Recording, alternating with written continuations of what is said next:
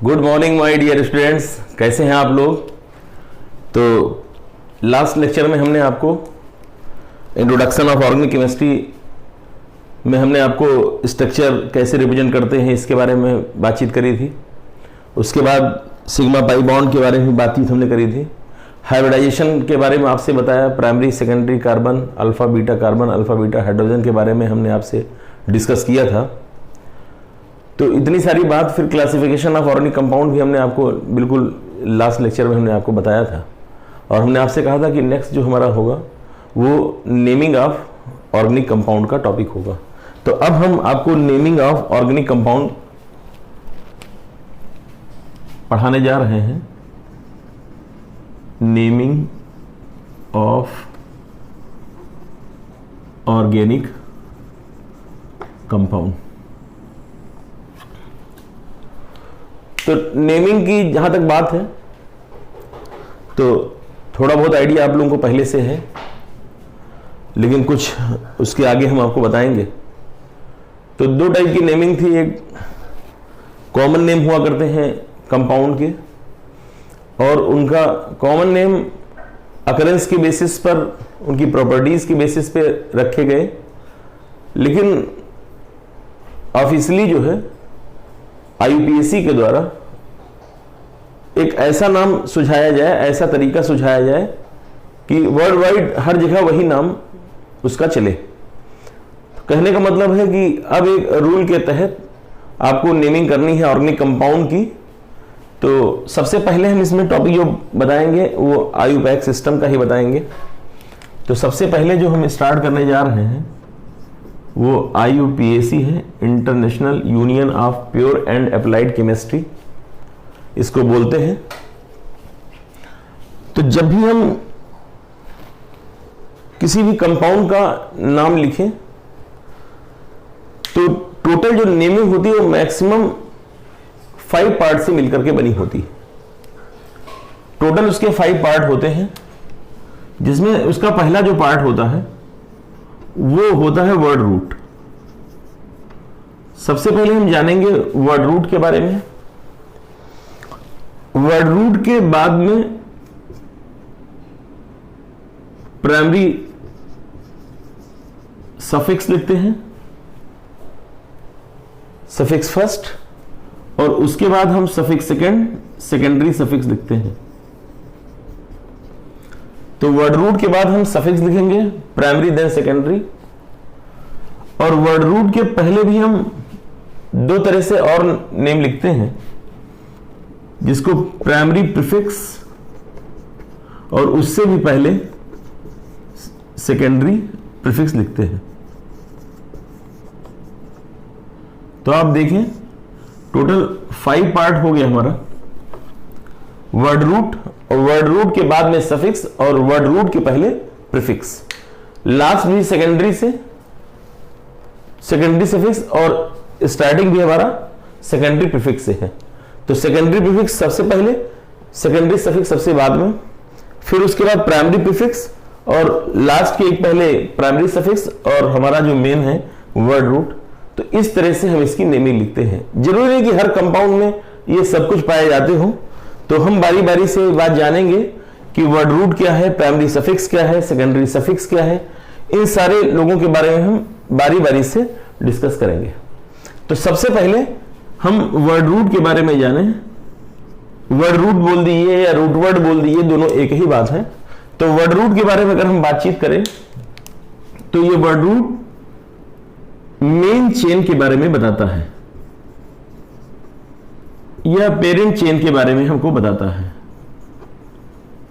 या यूं कह सकते हैं लॉन्गेस्ट कार्बन चेन के बारे में। मतलब ऐसी चेन उस कंपाउंड में हो जिसके अंदर maximum number of carbon atom हो। जब भी कोई कंपाउंड हमारे पास हो तो हम धीरे धीरे पढ़ाएंगे। पहले हम सैचुरेटेड हाइड्रोकार्बन की पढ़ाएंगे, फिर हम अनसैचुरेटेड हाइड्रोकार्बन की पढ़ाएंगे, फिर हम फंक्शनल ग्रुप की बेसिस बताएंगे, डिफरेंट फंक्शनल ग्रुप, फिर हम सब मिक्स करके बताएंगे। तो इस टाइप से टॉपिक वाइज चलेगा यहाँ पे नेमिंग। लेकिन हमारे सामने दो बातें होनी चाहिए। जब भी हम कोई कंपाउंड की नेमिंग करें तो खाली दो बात हमारे पास हो।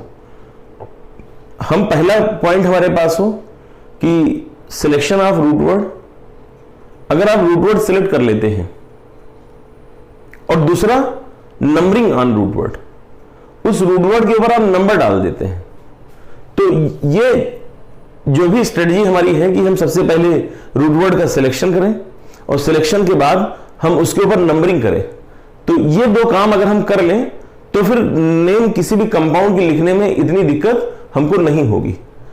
आराम आराम से हम इसको देखते जाएंगे तो सारी समस्याएं खत्म होती जाएंगी। वर्ड रूट का मतलब यह है कि ऐसा कोई कार्बन चेन जिसमें maximum number of carbon atom हो। दूसरी बात इसके बारे में हमको और समझना है, इसको ग्रीक वर्ड में लिखते हैं कार्बन की जो नेमिंग होती है। अगर किसी कंपाउंड में एक कार्बन की ही चेन है तो उसको हम मेथ से लिखते हैं। अगर दो कार्बन है तो उसको हम एथ से लिखते हैं। 3 कार्बन होगा तो उसको हम प्रोप लिखेंगे। 4 कार्बन होगा तो हम उसको ब्यूट लिखेंगे। 5 कार्बन होगा तो हम उसको पेंट लिखेंगे। 6 कार्बन की चेन होगा तो उसको हम हेक्स लिखेंगे। 7 कार्बन की चेन होगी तो उसको हम हेप्ट या सेप्ट लिखा करेंगे। 8 कार्बन की चेन होगी तो उसको हम ऑक्ट लिखा करेंगे। 9 कार्बन की चेन होगी तो उसको हम नॉन लिखा करेंगे। और 10 कार्बन की चेन होगी तो उसको हम डेक लिखा करेंगे। इसी तरह से अगर 11 कार्बन की चेन होगी तो उसको हम अनडेक लिखा करेंगे। 12 कार्बन की चेन होगी तो उसको हम डोडेक लिखा करेंगे। 13 कार्बन की अगर चेन होगी तो उसको हम ट्राइडेक और टेट्राडेक इस टाइप से उसको रिप्रेजेंट करेंगे। बहुत ज्यादा चेन के कंपाउंड आपको नहीं मिलेंगे कि 100 चेन की हमको कोई कंपाउंड मिल रही है। फिर भी जानने के लिए आप 100 कार्बन को हम हेक्ट से लिखा करेंगे। 12, 13, 14 बस मैक्सिमम इतने कार्बन एटम आपको ज्यादातर मिलेंगे। ये नहीं कि आपको 25, 30, 35 कार्बन, वहां पे क्वेश्चन में आपसे ये नहीं पता करना चाह रहा है कि तुम कार्बन के नंबर आप जानते हो कि नहीं जानते हो। आप बस ये जानो कि उसका मेथड क्या है, क्या उसके रूल हैं, किस तरह हम उसकी नेमिंग करेंगे, इस बात पे आपका फोकस होना चाहिए। तो इसको पहले आप कॉपी कर लें।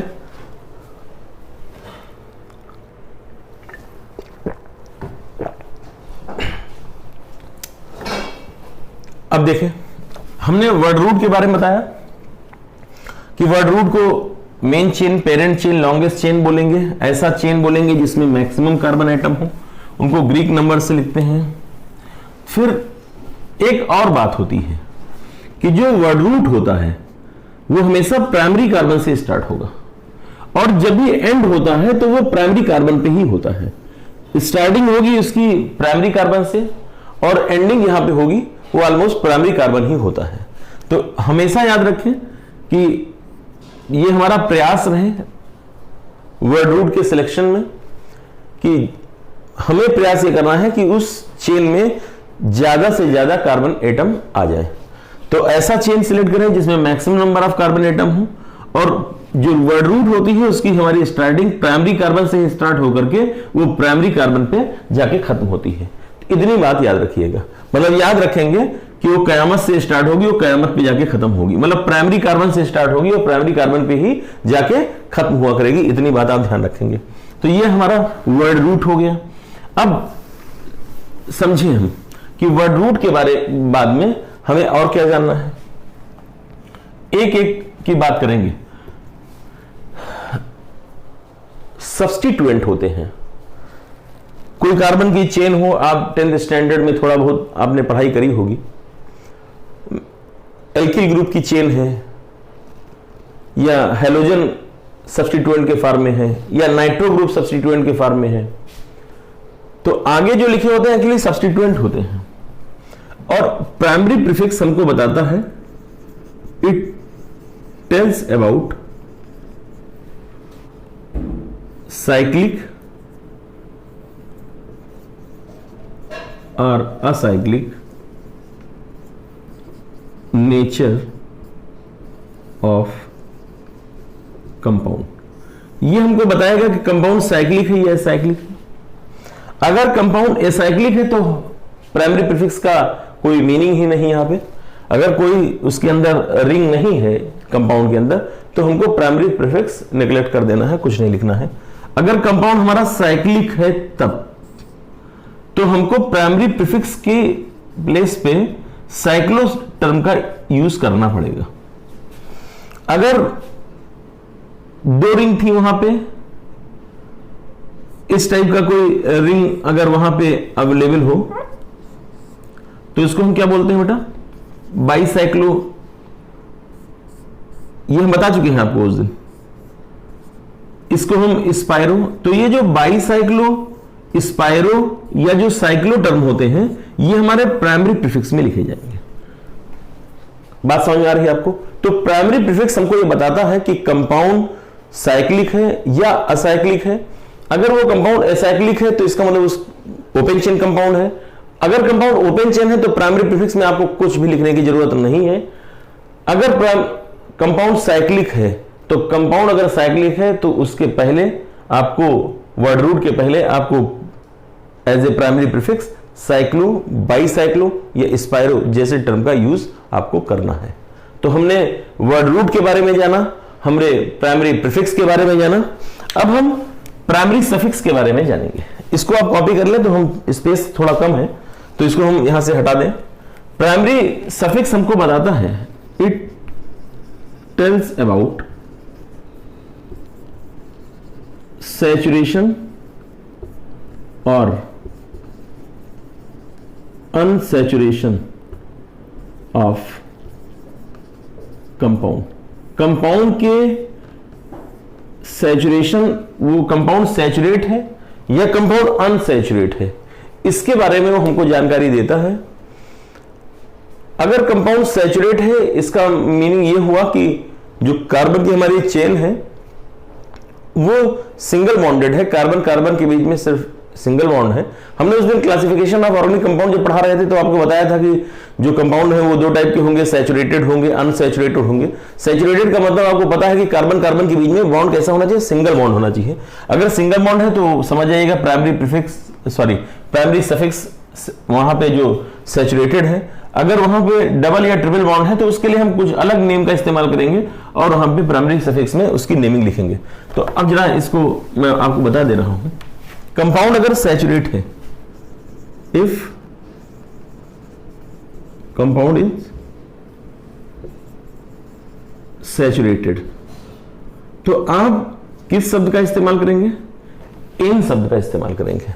वर्ड रूट के तुरंत बाद हम एन का इस्तेमाल करेंगे। अगर अनसैचुरेटेड है, इफ अनसैचुरेटेड है, तो थोड़ा हमको समझना है कि अगर कंपाउंड अनसैचुरेटेड है तो हम क्या करें। डबल बॉन्ड है, अगर कंपाउंड के अंदर डबल बॉन्ड है तो हम क्या लिखा करेंगे, इन। अगर कंपाउंड के अंदर बेटा 2 डबल बॉन्ड है तो उसको क्या लिखा करेंगे हम, डाई इन। आपको पता है अगर 2 डबल बॉन्ड है कंपाउंड के अंदर तो उसको डाई इन बोलेंगे, 3 डबल बॉन्ड होंगे तो ट्राई इन बोलेंगे। समझ में आ रहा है आपको? अगर कंपाउंड में 1 ट्रिपल बॉन्ड है तो उसको आपको पता है आइन बोला जाता है। अगर कंपाउंड में 2 ट्रिपल बॉन्ड है तो उसको क्या बोलेंगे, डाई आइन बोलेंगे। आप बोलिए भाई, अगर ऐसा हो जाए कि कंपाउंड के अंदर डबल बॉन्ड भी हो, कंपाउंड के अंदर बेटा ट्रिपल बॉन्ड भी हो, कंपाउंड में डबल बॉन्ड भी हो, कंपाउंड में ट्रिपल बॉन्ड भी हो, तो डबल बॉन्ड को आप इन बोलते हैं, इन लिख दिया, और ट्रिपल बॉन्ड हो तो क्या बोल देंगे, इनाइन बोल दिया करेंगे इसको। तो ये हमारे लिए जानना जरूरी है कि प्राइमरी सफिक्स अगर कंपाउंड हमारा, ये हमको बताएगा कि कंपाउंड सैचुरेटेड है या अनसैचुरेटेड है। अगर सारे सिंगल बॉन्डेड, पूरी चेन हमारी सिंगल बॉन्डेड है तो हम बोलेंगे वो कंपाउंड सैचुरेटेड है और वहां पे एन शब्द का इस्तेमाल सिंपल कर दिया करेंगे। अगर डबल या ट्रिपल बॉन्ड है तो हम इन या आइन टर्म का इस्तेमाल किया करेंगे।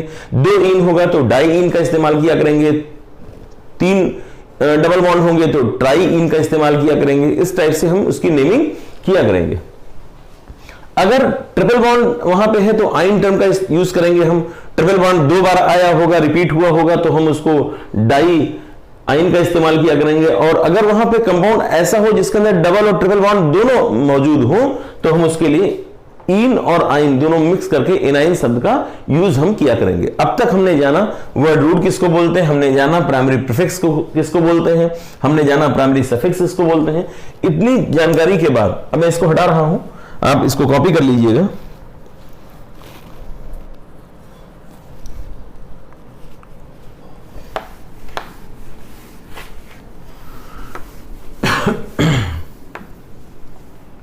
अब हम बात करेंगे सेकेंडरी सफिक्स की बात करेंगे। ये हमको it tells about most senior functional group. Actually हमको जो सेकेंडरी सफिक्स है वो फंक्शनल ग्रुप के बारे में बताता है, और इस जगह पर अगर वो मल्टी फंक्शनल ग्रुप है, कंपाउंड के अंदर कई फंक्शनल ग्रुप हैं, तो हम इस सेकेंडरी सफिक्स की जगह पर उसी सफिक्स को, उसी फंक्शनल ग्रुप को लिखेंगे जो उन सारे फंक्शनल ग्रुप में सबसे सीनियर फंक्शनल ग्रुप होगा। इसका मतलब हमने लिख दिया ये हमको मोस्ट सीनियर फंक्शनल ग्रुप के बारे में बताता है। सबसे पहले हम हाइड्रोकार्बन आपको पढ़ाएंगे, हाइड्रोकार्बन में आपको सैचुरेटेड पढ़ाएंगे, हाइड्रोकार्बन में हम अनसैचुरेटेड बताएंगे, असाइक्लिक बताएंगे, साइक्लिक बताएंगे, और उसके बाद हम फंक्शनल ग्रुप की बेसिस पर नेमिंग कैसे करते हैं। जब फंक्शनल ग्रुप आने स्टार्ट हो जाते हैं, तब हम जब फंक्शनल ग्रुप के बारे में बताना शुरू करेंगे, तब हम सेकेंडरी सफिक्स की जो एक प्रायोरिटी टेबल होती है, जो सीनियरिटी टेबल है कि सबसे सीनियर फंक्शनल ग्रुप कौन, उसके बाद उससे जूनियर कौन, उससे जूनियर कौन, तो वो टेबल हम अभी नहीं दे रहे हैं। अभी चूंकि हमको सबसे पहले हाइड्रोकार्बन पढ़ना है, तो जब हम आपको फंक्शनल ग्रुप कंटेनिंग कंपाउंड के बारे में बातचीत करने लगेंगे, तो हम सेकेंडरी सफिक्स के टेबल वहां पे बनवा देंगे। ठीक, बस हमको याद रखना है word root longest carbon chain हो, ऐसा कार्बन चेन हो जिसके अंदर मैक्सिमम कार्बन एटम हो। ग्रीक वर्ड से उसकी नेमिंग लिखते हैं, प्राइमरी कार्बन से स्टार्ट होती है, प्राइमरी कार्बन पे खत्म होती है। प्राइमरी सफिक्स हमको कंपाउंड के सैचुरेशन और अनसैचुरेशन नेचर के बारे में बताता है। प्राइमरी प्रीफिक्स हमको यह बताता है कंपाउंड के अंदर साइक्लिक नेचर है या एसाइक्लिक है। अगर कंपाउंड साइक्लिक है तो साइक्लो शब्द का इस्तेमाल करेंगे, अगर एसाइक्लिक है तो कुछ नहीं लिखेंगे। फिर हम सेकेंडरी सफिक्स के बारे में बात बता रहे थे आपको। सेकेंडरी सफिक्स हमको यह बताता है कि उस कंपाउंड के अंदर सबसे सीनियर फंक्शनल ग्रुप कौन है। अगर सिर्फ एक फंक्शनल ग्रुप है तो कोई दिक्कत नहीं है, अगर एक से ज्यादा डिफरेंट टाइप के फंक्शनल ग्रुप हैं तो इस सेकेंडरी सफिक्स में सिर्फ वही फंक्शनल ग्रुप लिखे जाएंगे जो उस सारे फंक्शनल ग्रुप में सबसे सीनियर मोस्ट होगा। अब हम बात करेंगे सेकेंडरी प्रीफिक्स की। बात समझ आ रही है आपको? एक और बात हम आपको बताएं कि हमने आपको बताया था कि हमारे पास सिर्फ जब हम किसी भी कंपाउंड की नेमिंग करें तो हमारे पास जो स्ट्रेटजी हो वो क्या हो। सबसे पहले हमारे पास जो स्ट्रेटजी होनी चाहिए वो होनी चाहिए सिलेक्शन ऑफ वर्ड रूट, और फिर दूसरा हमारा क्या होना चाहिए,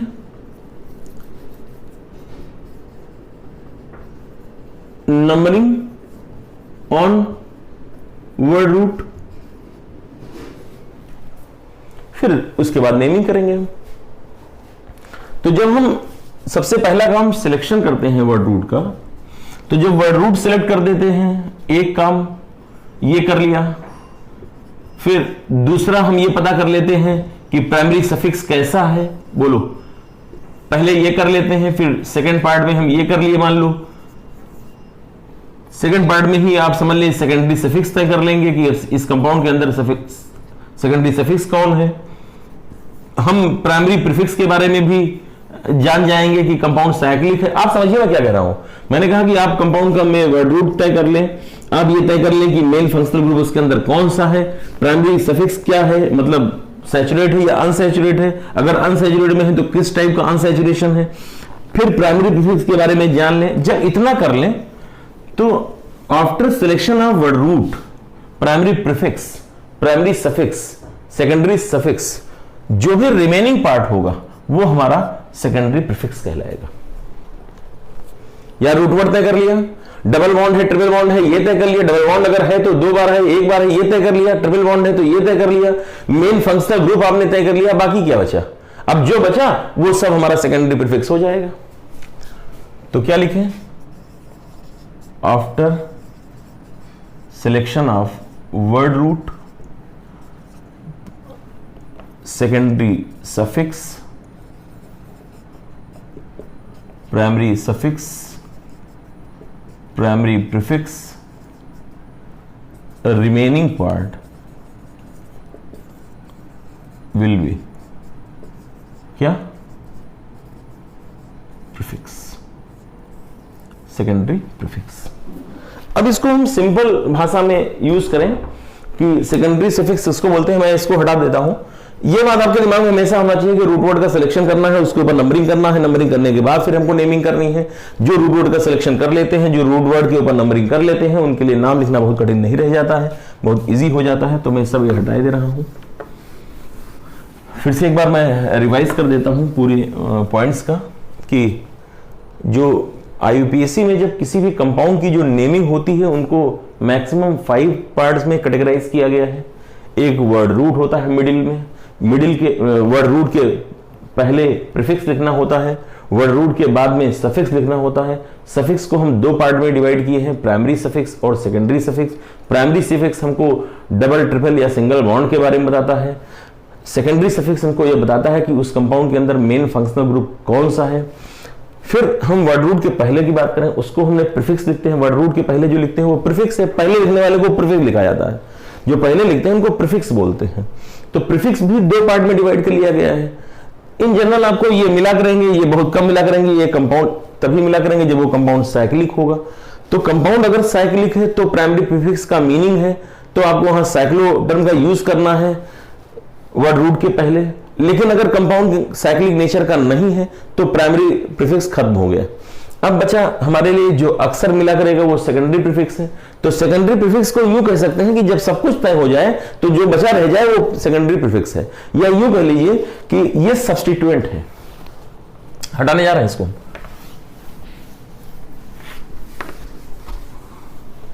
ये हमें क्या बताता है? इट टेल्स अबाउट ब्रांच या सब्स्टिट्यूएंट। अभी हम बताते हैं कौन कौन से सब्स्टिट्यूएंट, कुछ एग्जांपल बता देते हैं आपको, तो आपके दिमाग में माइंड मेकअप रहेगा। कि एक और बात, नंबरिंग किसके ऊपर करते हैं? नंबरिंग हम वर्ड रूट के ऊपर करेंगे। तो जब वर्ड रूट के ऊपर करेंगे तो डबल बॉन्ड कहां पे है, ट्रिपल बॉन्ड कहां पे, इसकी पोजीशन हमको मेंशन करनी पड़ेगी। फंक्शनल ग्रुप किस कार्बन पे अटैच है, इस बात को हमको लिखना पड़ेगा। तो जो प्राइमरी सफिक्स है, सेकेंडरी हमारा जो सफिक्स है, प्राइमरी प्रीफिक्स है, सेकेंडरी प्रीफिक्स है, ये विद लोकेंट लिखना है। लोकेंट मतलब लोकेशन, मतलब पोजीशन। हमको पोजीशन के साथ लिखना है। सेकेंडरी प्रीफिक्स जो ब्रांच है, जो सब्स्टिट्यूएंट है, उस वर्ड रूट के किस कार्बन से अटैच है ये हमको लिखना है। वो 2 नंबर कार्बन पे अटैच है, वो 3 नंबर कार्बन पे अटैच है, वो किस कार्बन पे अटैच है ये हमको लिखना है। डबल बॉन्ड किस पोजीशन पे है वो हमको लिखना है। ट्रिपल बॉन्ड की पोजीशन क्या है वो हमको विद कार्बन नंबर लिखना है। हमको सफिक्स, सेकेंडरी सफिक्स के बारे में भी लिखना है कि सेकेंडरी सफिक्स फंक्शनल ग्रुप किस कार्बन पे अटैच है। अगर वो 1 नंबर पे अटैच है तो हम नहीं लिखते हैं, 1 के सिवाय किसी भी नंबर पे होता है तो हम उसको लिखते हैं। तो सेकेंडरी सफिक्स हम लिखा करेंगे विद मतलब with locant, with position, with position, with position and with position. इतनी बात समझ आ रही है आपको? तो ये हमको ब्रांच के बारे में, सब्स्टिट्यूएंट के बारे में हमको बताता है। अब इसके बारे में हम जाने, जैसे एल्किल ग्रुप हो गया जिसको हम R से लिखते हैं। अब 1 कार्बन का एल्किल ग्रुप होगा तो आप क्या बोलेंगे उसको? मेथिल। 2 कार्बन का यार अगर होगा तो उसको हम क्या बोलेंगे? एथिल। 3 कार्बन का अगर कोई ब्रांच लगा होगा तो उसको हम क्या बोला करेंगे? प्रोपिल या नॉर्मल प्रोपिल। प्रोपाइल बोले या नॉर्मल प्रोपिल बोले। तो ये मेथिल हो गया, ये एथिल हो गया, प्रोपिल हो गया। ठीक, आगे देखते हैं। अगर हैलोजन लगा होगा तो उसको हम क्या बोलेंगे? हैलो।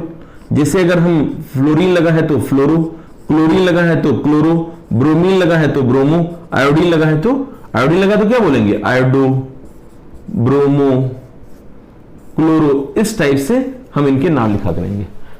फ्लोरीन के लिए फ्लोरो का शब्द का इस्तेमाल करेंगे, ब्रोमीन के लिए ब्रोमो, क्लोरीन के लिए क्लोरो, आयोडीन के लिए आयोडो टर्म का यूज करेंगे। आगे देखते हैं। अगर OR ये ईथर है तो इसके लिए बेटा हम एल्क और ऑक्सी, एल्कॉक्सी शब्द का यूज करेंगे। अगर R की जगह पे एल्क मेथिल ग्रुप हो तो इसकी जगह पे हम मेथ लिख देंगे, मेथॉक्सी। अगर इसकी जगह पे एथिल ग्रुप लगा होगा, ET for ethyl, ME for methyl. अगर ऐसे लिखा है तो ये आप मेथिल समझ जाइएगा, हम आगे आपको बताते रहेंगे। ये एथिल कहलाएगा, तो इसको हम क्या बोलेंगे? एथॉक्सी।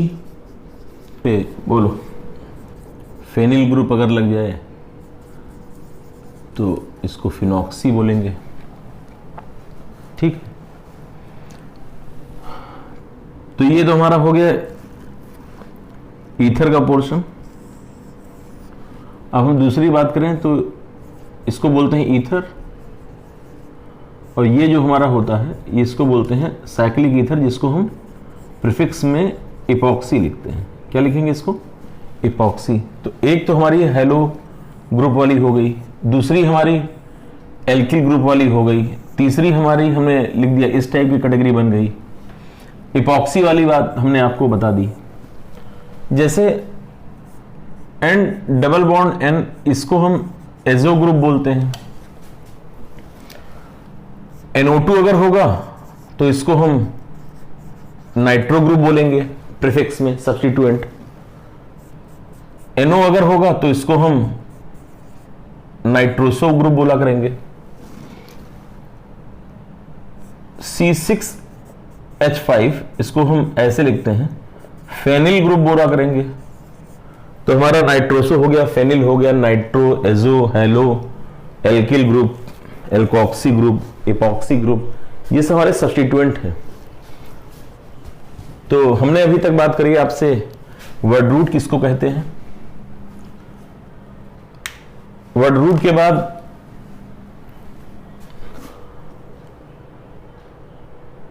प्राइमरी सफिक्स के बारे में बात कर ली हमने, सेकेंडरी सफिक्स के बारे में हमने बातचीत कर ली।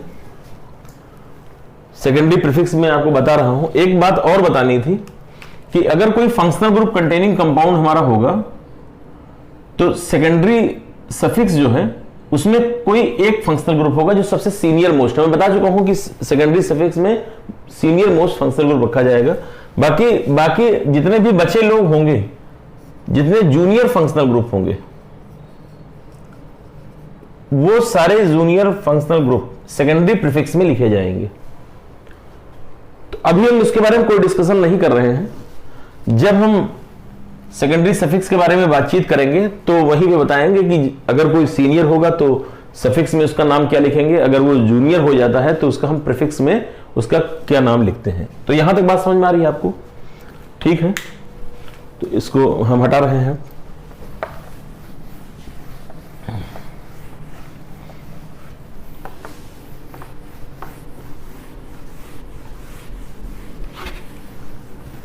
चलिए अब थोड़ी और बात कुछ छोटी छोटी कर लें। ये जो हमारा secondary prefix, primary prefix, word root, primary suffix, secondary suffix, जो इतने लोगों से मिलकर के किसी भी कंपाउंड की नेमिंग लिखी जाती है। तो हमने आपको बताया था कि जो वर्ड रूट होता है उसके ऊपर पहले आप उनका सिलेक्शन करें, रूट वर्ड का सिलेक्शन, और उसके बाद उनके ऊपर नंबरिंग। तो पहला हमारा काम होता है सिलेक्शन का और दूसरा हमारा काम होता है नंबरिंग करने का। धीरे धीरे हमको सब आएगा कि रूट वर्ड कैसे सेलेक्ट करते हैं, नंबरिंग हम कैसे उनके ऊपर करते हैं। तो जब हम रूट वर्ड पे नंबरिंग करते हैं तो हमको ये बताना होता है कि इसकी पोजीशन क्या है, इसका लोकेंट हमको बताना होता है। लोकेंट का मतलब होता है उस डबल या ट्रिपल बॉन्ड की पोजीशन। फंक्शनल ग्रुप जो हमारा होता है उसकी भी हमको लोकेंट बतानी होती है कि उसकी पोजीशन एक्चुअली है कहां, कार्बन किस कार्बन के ऊपर है। इसकी भी बात करें तो पोजीशन इसकी भी बतानी है, और इसकी भी बात करें तो ये भी विद लोकेंट हमको बताना होता है। तो पोजीशन बताना होता है कि मेथिल ग्रुप उस पूरे कार्बन चेन में किस जगह पे लगा है, किस नंबर ऑफ कार्बन एटम से अटैच है, नाइट्रो किस कार्बन से अटैच है, मेथॉक्सी किस कार्बन पे है, फेनिल ग्रुप किस कार्बन पे है। तो हमको इस सभी लोगों के ऊपर हमको ये बताना होता है कि इनकी पोजीशन क्या है। अगर मान लीजिए कोई कंपाउंड में दो जगह मेथिल अलग अलग पोजीशन पे लगा है, मान लीजिए दूसरे कार्बन पे लगा है और तीसरे कार्बन पे लगा हुआ है, या दूसरे कार्बन पे लगा है और दूसरे ही कार्बन पे दो मेथिल ग्रुप लगे हुए हैं, तो दो नंबर के बीच में आप उनको सेपरेट करेंगे कामा लगा के। इतनी बात समझ में आ रही है आपको? अभी हम आपको आगे पढ़ाएंगे, फिर भी इतनी बात आप समझिए। अगर मेथिल हमको लिखना है कि दूसरे नंबर पे मेथिल लगा है, तो आप जब भी 2 लिखें तो मेथिल और 2 को हाइफन से सेपरेट करें।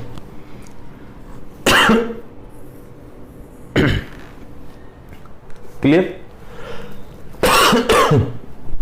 बात समझ में आ रही है आपको? दो नंबर को हम कामा सेपरेट करेंगे और नंबर और उनकी जो वर्ड रूट है इनको हम किससे सेपरेट करेंगे? इनको हम हाइफन लगा कर सेपरेट किया करेंगे।